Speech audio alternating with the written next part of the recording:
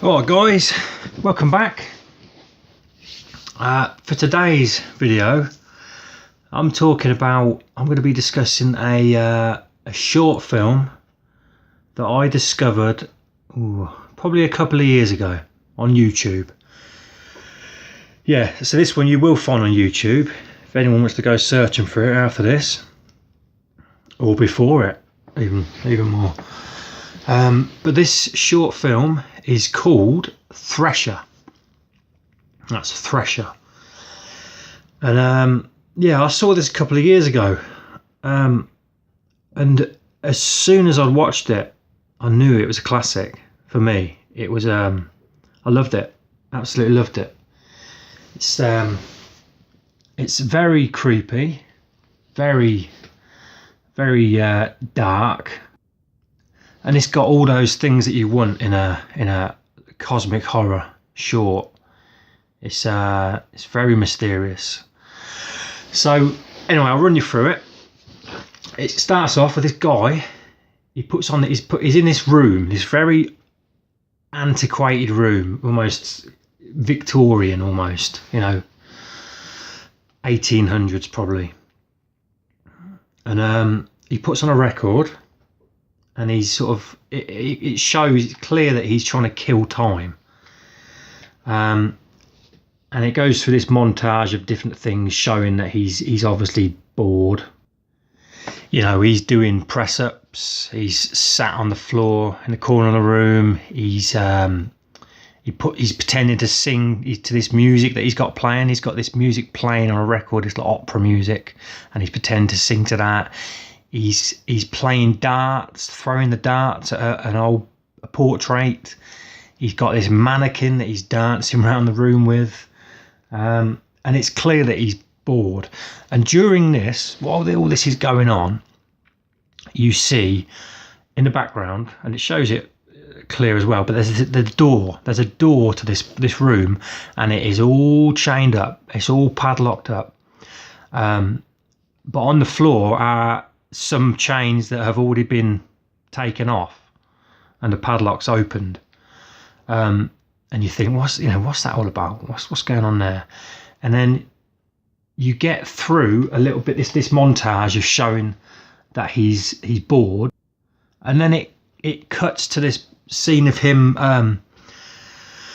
He's filling in this book, and when I first saw it, I thought he's marking down the days of how many days he's clearly been locked in there.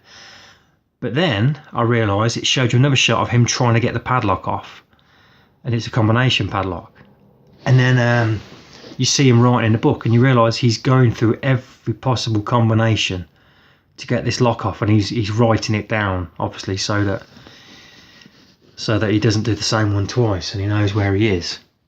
And up to this point, it's all there's a bit of mystery because of the door, and he's locked in, but it's all very upbeat. There's this music playing, it's very upbeat. He seems a bit bored, but he's he don't seem that distressed or whatever.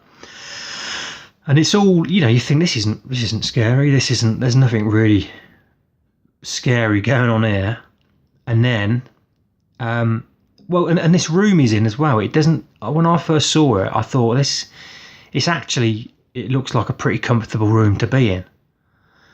But all that changes as soon as the music stops, the record player, the needle comes off, and then from that moment everything changes.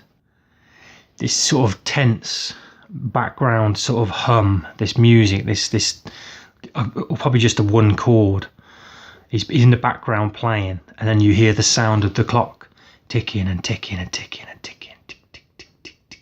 And it sort of gets more intense, and you can see he's getting a little bit more frantic, a little bit more frustrated, trying to get these locks off. And the tension, it builds from there. And he's working away on this lock, and suddenly he has this like brain surge, or I don't know how to explain it. He sees this vision, just for a split second, this vision of this, like a face, and this this, I don't know, it's just like a horrible sort of vision, and he sees it and it sort of knocks him off his feet almost, and he grabbed his head. And I don't know if it's a vision. Well, I didn't know if it was a vision from the future or something somebody's putting into his head telepathically or what. You don't know, and you're not supposed to know. That's horrible. Sorry about that. Sniffing. That's minging. Anyway, yeah. Anyway, he's knocked off his feet by this flash in his head, and then he sits and he's sort of intensely looking at the lock. Now, at this point, I didn't know if once he'd had this shock in his mind, I wasn't paying attention, but it looked almost like the lock was wrapped more tightly round the door. I might be mistaken with that, so don't quote me on that, but that's what I got from it. And he's looking at it, and he just looks a bit dismayed. And then the sound of the clock ticking it gets more and more intense. And then at that moment, you see the hand, and the clock just stops. and then this door behind him, or to the side of him, it just clicks open, and it creaks open. And obviously, this has never happened before. So he very, very cautiously goes to investigate what's in this door, and he finds a staircase. He goes up the staircase, and he finds himself in this loft with all these antiques, all this old stuff like a pram, and just ornaments, and just creepy stuff, like, you know, the sort of stuff you normally get in horror films, that sort of thing, like dolls, horrible dolls like that. And yeah, he's looking round, still very cautious, and there's a light bulb in the middle of the room and the ceiling, and it's swinging from side to side.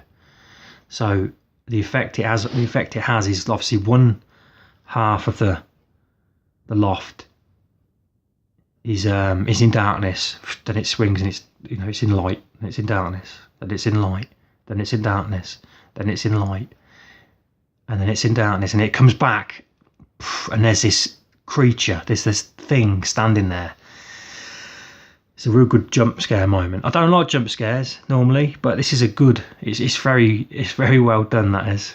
And this thing, it's like a humanoid figure, but with these big, like, bright eyes and bright teeth, and its skin, it's almost like it's skinless, but rather than being all fleshy, it's all sort of like grey and charred, and just, I don't know, it's pretty creepy, though, I tell you. And the geezer legs it out of the room, shuts the door. When he comes back into the room he was in the beginning, all the lights are out. It's all dark and dingy. I did it again, sorry, I've got a bit of a cold.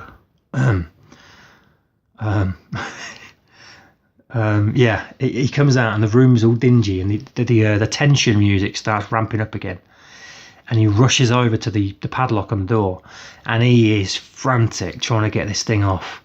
He's going mental trying to get this thing off the door. He's going nuts, and the music's ramping up, and then suddenly the lock, it comes off. He's done it, he's got the padlock off. He can't believe it, and he's scrambling to get this padlock off, and the chains and that, and then you see behind him there's this figure from the loft, and you see it coming, and it's getting gradually closer and closer and closer over his left shoulder. And it's real creepy, man. It's good. It's really good how they did it. And he gets the chain off, and he knows then, and you can see this thing coming over his shoulder, and he knows. But what we don't know is he stops what he's doing. He just he freezes, and you see this thing over his shoulder. But then what he does, he turns his head and looks over his other shoulder, and bang, there's another one. There's another one of these things right there. It's on him. It's right on him. And I don't know. I thought it was going to get him, but for some reason he has time to get all the chains off. Yeah, it's like when he turns back around, you see a shot, and it seems like he's still got a lot of chains to get off, but then for half a second, and he's done. He goes out the door, and he slams it behind him, and then you think, "Hey, he's safe," and he turns around, and this bit's really good, because this draws me back to something I always think about when I get home from work or whatever. And I'm in my lounge in my house, shut the front door. You close them curtains and that front door, and you're in your little world, your four walls, your house. And you could be anywhere. You could be anywhere in the world. Because you shut that door and them curtains, and you're in your little house. And it's only when you step out. I know this sounds ridiculous, but when I put the bins out sometimes, you're in your house and you step out the front door and you think, oh yeah, there's all this stuff going on around me, all these people out here living so close. But like I said, when you're in your little house, you could be anywhere. You could be in another world. And it's not until you step out the front door that you realise. I mean, that sounds ridiculous. I sound like I know this don't make any sense. You probably don't. Well, you probably do know what I'm saying, but I know what I'm saying. And this bit here is good because he's in this room, obviously, and he gets out and he shuts the door and he turns around, and what he sees is it's awesome. It's this. It's hard to explain it. It's hard to explain what he sees, but it's like something out of a cosmic nightmare. And it's just this sort of smoky, misty, sort of dark. This space, and there's so much going on. There's almost like these floating pillars. And on one is there's some of these creatures that were in the room with him. They look like that in a way. They might not be, but they look to me like they are. And then in the background, there's this sort of silhouette, really far in the background. There's this silhouette of this. It's almost like a octopus stroke spider thing with like really long legs. A little bit like the things out of the War of the Worlds film, the tripod things, but not. You know what I mean? That sort of tall with long legs. And there's another one in the sky sort of area, right at the top of this sky area. The space. There's like this sort of like gooey sort of black stuff coming out of the sky with like not tentacles but like stringy bits. And right in the middle of it, you've got this like these teeth, these white teeth, and it's like it's very hard to explain. You'll see it. You'll know what I mean when you see it.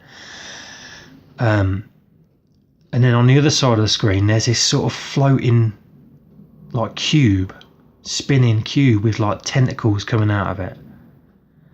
And the other sort of figures around it. And then and there's a chair as well. There's like a chair just sort of hovering. And right in the middle of the screen, there's this sort of like a cluster of like it's like a deer's skull or a deer, or maybe a deer. It's got antlers, and it's a skull, and it's like got this body with all these tentacles like writhing out of it. And just below it, on this sort of like a pillar of rock that seems to be floating, you've got these like human-ish figures, and they're all sort of looking up at it and worshipping it, I guess. I don't know. But the visuals of this scene particularly, it's I find it amazing. I think it, and I've said it before, it's like something that you could have plucked it out of my head. It's really good to look at. It's a real good moment. It's like, well, where is he? What is this? It's like a head. I'm not going to say head, but it messes with your head. It's really good. And then what happens is a camera comes behind this guy in the doorway, and it pulls back. And as it's pulling back, you see these creatures that were in the room with him, they're standing behind him. Pardon me, and you can see them. And as the camera comes back, all these tentacles start, like, they sort of reach into the room that he's in, and the camera's panning further back, and you can obviously see all the landscape behind him as well. And as it's doing that, it suddenly, in the sound, suddenly in comes the sound of this beeping of a heart monitor, you know, beep, beep, beep. And as it's coming away, suddenly the screen goes black, and you hear the sound of the heart monitor, like, you know, when someone's dead, and it just a constant beep. And then it goes to this. When I first watched this, I actually missed this scene because I paused it on the fade to black bit, and I missed it. And when I came back to it, I was astounded to see that I'd missed this last piece. But anyway, it's the sound of the heart monitor. Is a constant, and then it shows you, when it fades from black, it goes into this new scene where there's this guy that was in the main guy from the story so far. He's laying on this sort of operating table, and he's got sort of things strapped to his head, and he's got wires actually going into his face. And then we see this like a doctor in a white coat and a guy in a suit. So, you know, sort of like I don't know, like an FBI type, if you want. And this FBI dude, if that's what he is, he says, well, did he get through? And the doctor dude says, I think we'd know if he did by now. And the dude in the suit replies, get him out of here and bring in the next one. And then the doctor geezer sort of leans over the guy on the hospital table, and he spots something on his chest, and he leans in, and poof, these tentacles come out of the geezer and grab the doctor and pull him in. And that's the end. That's the end of the film. But yeah, what that last little scene, it's intriguing, because, like, what, you know, all right, is this some sort of government experiment? Is this like they sent his subconscious into another dimension or something, another realm? You know what? It's just so mysterious. I don't know what the hell's going on, but I love it. You know what I mean? I love it. I love the fact that I'm scratching my head going, what the? That's what makes it. But yeah, it's and so that's the end. And but it's very good. It's a very good short film. You know, top marks to the people that made it. Yeah. So yeah, everyone should check it out on YouTube. Thresher, a very good short film. I think that's pretty much all I've got to say about it today. I won't bore you any longer. But yeah, check it out, and thanks for listening. All two of you. But yeah, I'll leave it there then. And I'll speak to you all soon. Thanks very much. Cheerio.